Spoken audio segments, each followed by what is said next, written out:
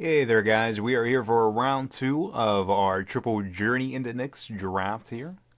And we are starting off our round two. Unfortunately, we lost round one.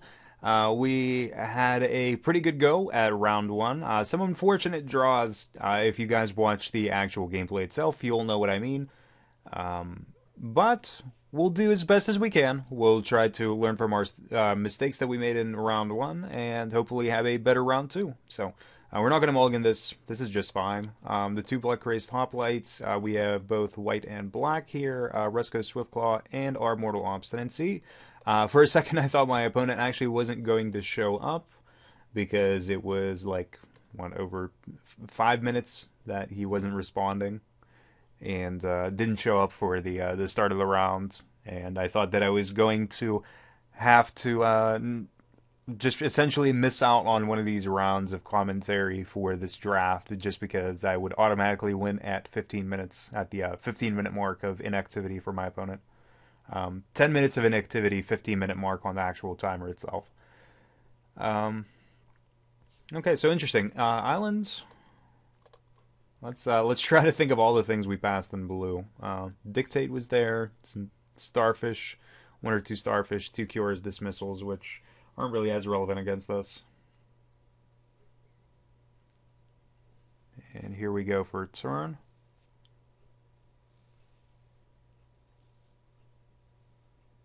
And unfortunately, our opponent is a little bit unresponsive with passing the turn back and forth, but I don't know.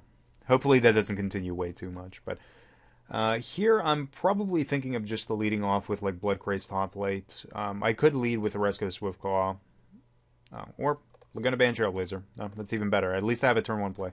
Okay, so Trailblazer. It could potentially be. I was gonna say it could potentially be even bigger, but what do we want to do here? Do we want to play? Do we want to play a game with our opponent? I think we do. Well, why don't we play a game? Let's see. Let's see what he can do by turn three. Freak is chosen. Interesting.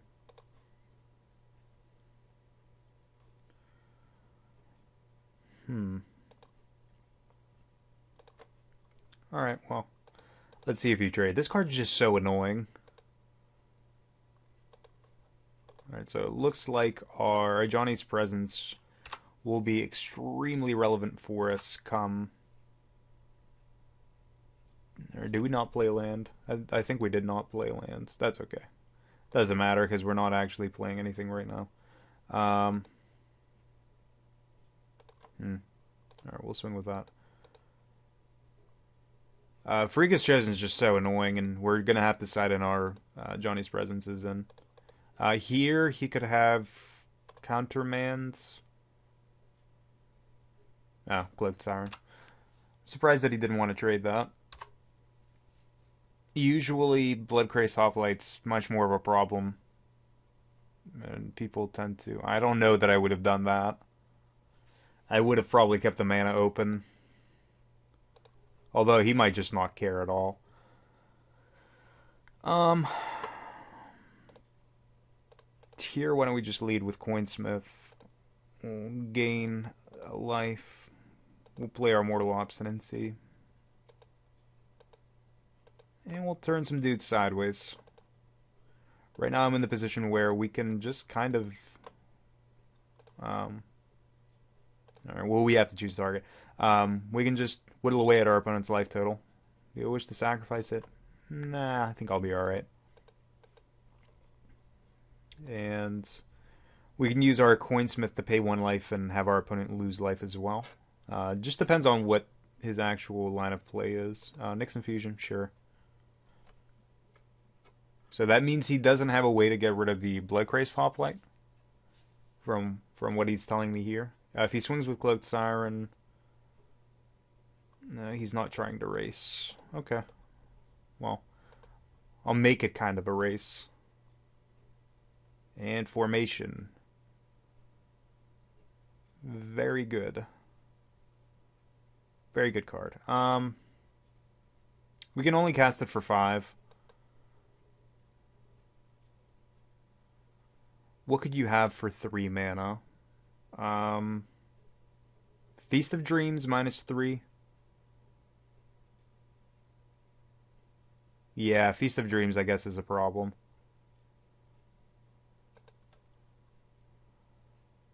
Hmm. Well, I guess so be it. Oh, well, he's actually not going for that. Alright, well, we'll actually do this and diversify. Because I have a feeling like that Feast of Dreams is coming. If it is Feast of Dreams.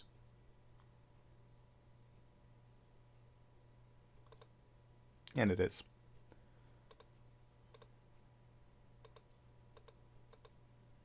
Yep.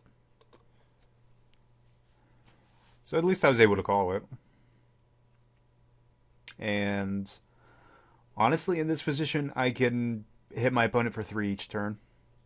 Not do having like absolutely no interaction, just um, using the abilities off of Coinsmith. Trailblazer. Do we need to play Trailblazer?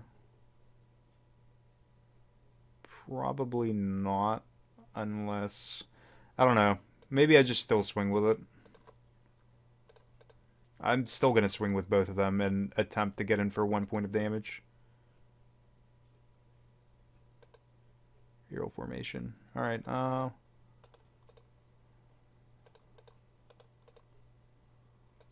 And I still get in for 1. Main 2, I'll play Trailblazer and hold back the swamp. So now he only has 2 cards in hand. He's still at 6. Interpret the signs. Scry 3 and then draw. Bottom, bottom, and then draw 3. That card's so good though. Like, bestowing that on a creature is just nuts.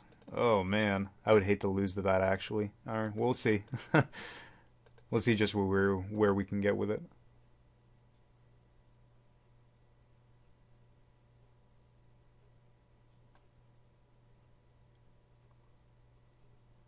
Interpret the Signs, however, is just really expensive. I don't really like the card at 6 mana. Like it's not as good as Opportunity.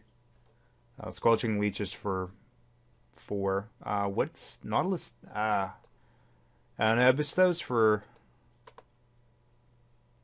whenever it becomes the target of a spell, sack it. Okay. Is it that and creature? Okay, well, at least with the creature, you still get to bestow creature back.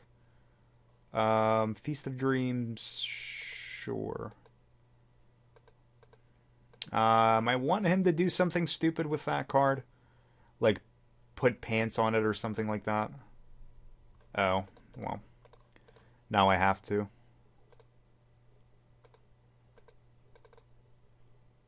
Yeah, so I lose 1, and he actually has a pretty alright Constellation deck going on for him. And I have nothing. So I can actually just F6 here.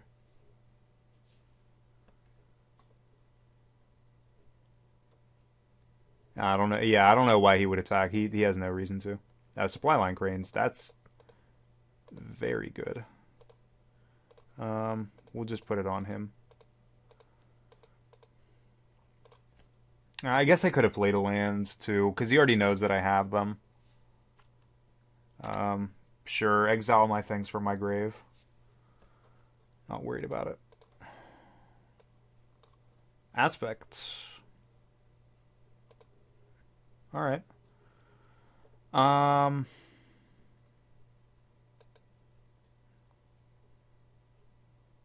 let's actually swing with supply line cranes first. I'll actually just deck is so bad. Who, me, or that's not a very nice if he's saying that to me. I'm just gonna slow play it. Okay.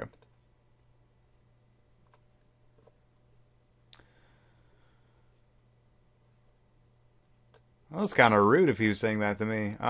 Next infusion, he's playing a lot of artifacts, or not artifacts, excuse me, enchantments. So Deicide's very good. Um,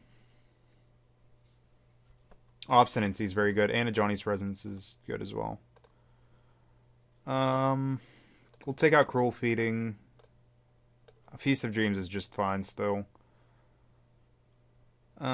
Formation, Aspect of Gorgon. I mean, Gorgon does get us through some cards. Um, Maybe we just take out the Swiftclaw because it does get blocked by Grim Guardian pretty easily.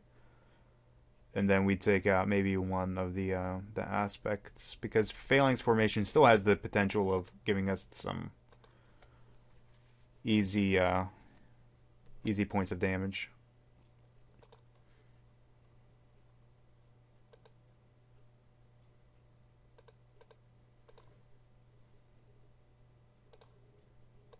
Mortal Obstinacy. Now let's get a source of black. So in our previous round, we were choked on white, and now I hope that we're not choked on black, so we can't get any. Oh no, there we go. I think we lead with Eagle. The Eagle's actually still probably just all right. I think I would rather lose the Eagle than something like Bloodcrazed Hoplite, where the Bloodcrazed Hoplite can still at least have the potential of getting bigger.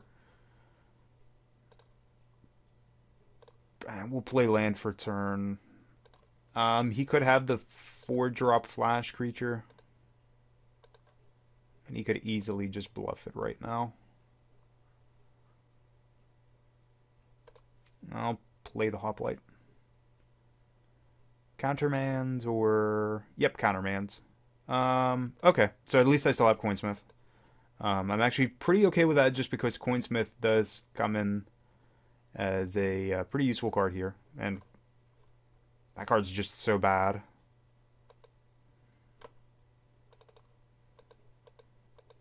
The card's really awful. I don't think that I want to get blown out by a Feast of Dreams. Well, no, I guess I still can. What I mean is I can still afford to have... I mean, if he could have another... No, I think I just...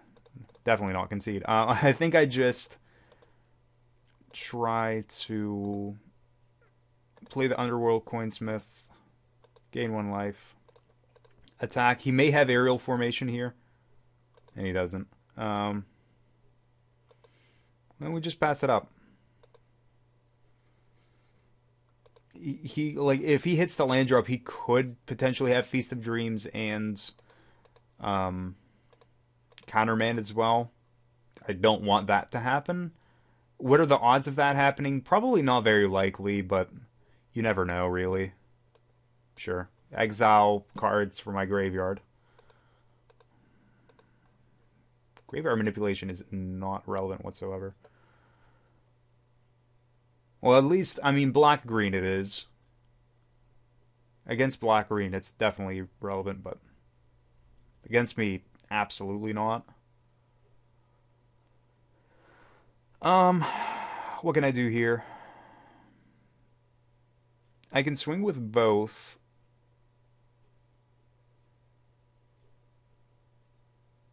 Where I can put 2 Mortal Obstinacies on both of my creatures.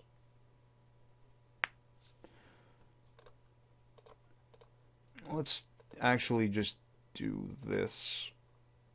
Death Touch. I'll gain 1. That. I'll gain 1. Yeah, let's see where you make your plays. Because if he double blocks, he's not profitably getting anywhere. And if he has Feast of Dreams, I still save 1 creature.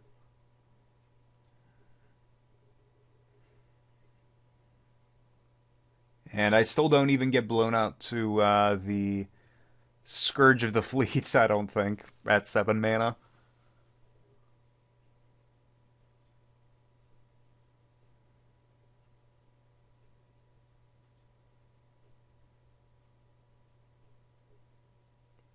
So we'll see what he does.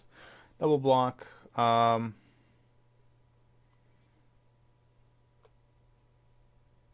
Okay. I'll presence.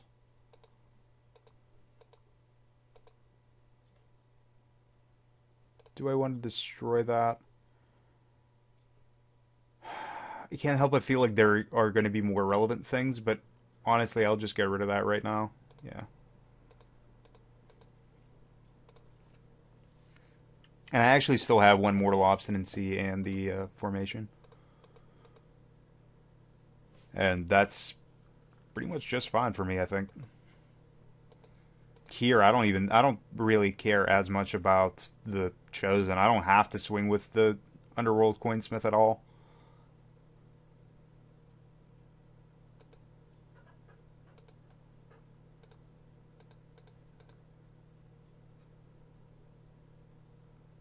Okay. Main 2, I'll just replay it. Eagle? Hour of Need. Sure. Very long and elaborate way around this, but I will bite. I'll gain more life because Underworld Coinsmith allows me to do so. Interpret, sure.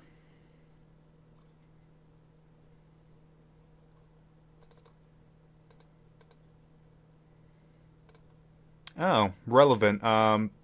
Formation allows me to deal death touch damage to the creature uh, before other damage would get there otherwise. He reveals Island. That is awful. Wow. 6 mana, nothing spell.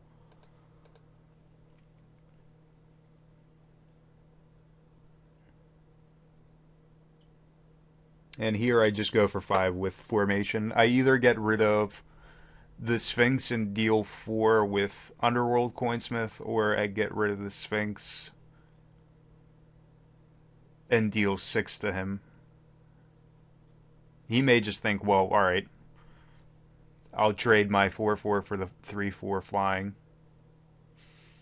I don't know.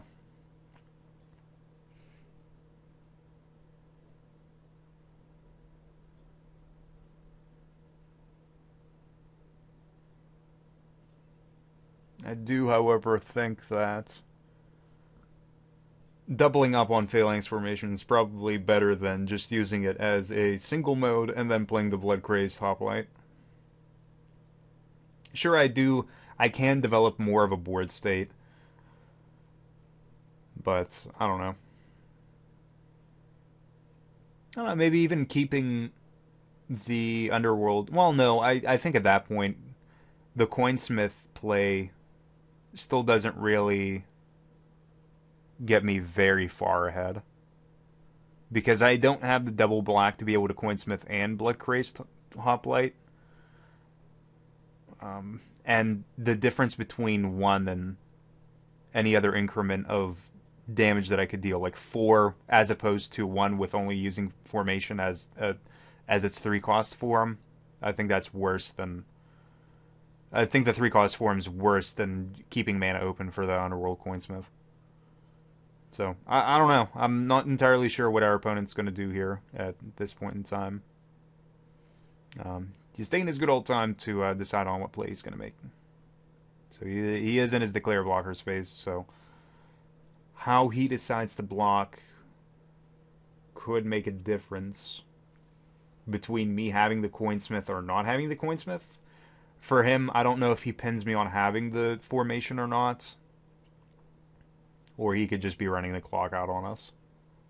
That would not be the first time. I have had opponents that, rather than conceding, have just allowed me to wait for the full 10 minutes to give me my game win or round win in some cases.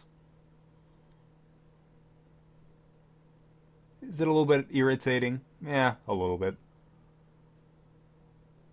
I can understand people get upset and angry at losing. I mean, even in situations where I would lose or would misplay, even maybe misclick. I think that's the worst. Misclicking and having something happen that you didn't want to happen, where like in real Magic, like that wouldn't happen because well, clicking's not involved, but having something like that happen, it irritates people. I try not to have it get to me though. I try to have the best possible mood about things, even when I'm losing really terribly. It's I think it's more appropriate to just keep it lighthearted and just have fun. I mean, it's a game after all. No matter what the stakes are, it's still a game. It can be extremely competitive. You can also still have fun with it. Like with this, I'm having a blast. I'm having a blast being able to play white-black heroic, and heroic definitely is my favorite archetype in this limited format. It's really fun having creatures that you would normally think are kind of subpar or would just kind of end up in your deck as filler in limited, where in reality they could end up being probably one of the most important creatures that you have in your deck, one of the most cohesive creatures in your deck that will ultimately ride you off to the sunset for a victory. Which I know I've seen people draft. I've even seen our good buddy Dan Zeiler. I've seen him ride a red-white heroic in Born of the Gods, Theros, and Journey 1/1/1. I've seen him play in that format and just ride off a 1 and 2 converted mana cost deck to victory, where he just plays one card and just puts pants on it over and over again. It actually just happened recently, and I was pretty surprised that the opponents didn't have like a way to deal with just like one creature, like maybe a Voyage's End or something like that. But I mean, he definitely did get there. So our opponent got back, and we got in there. So he decided to block the 4/4 to the Eagle of the Watch. And we decided to, oh, well, there we go. We win the match. So he plays Sigil Starfish and nothing. So draw, Grim Guardian, Trailblazer, Dictate, and Swamp. So that is our round 2, a little bit elongated based on us waiting for our opponent. However, it was a blast. We definitely redeemed ourselves, or at least I would like to think that we redeemed ourselves from round 1 and the whooping we got in round 1. So round 2 is a little bit better, and hopefully round 3 will be even better there. It'll be really sweet. We end up winning, or at least do our best, and have some fun playing Magic. So thank you guys for watching. Again, check out the description for all the links for all the segments of this draft video series. Is that what we want to call it? Draft video series? Yeah, for Black White. So again, thank you guys, and hopefully you can join me for the last round.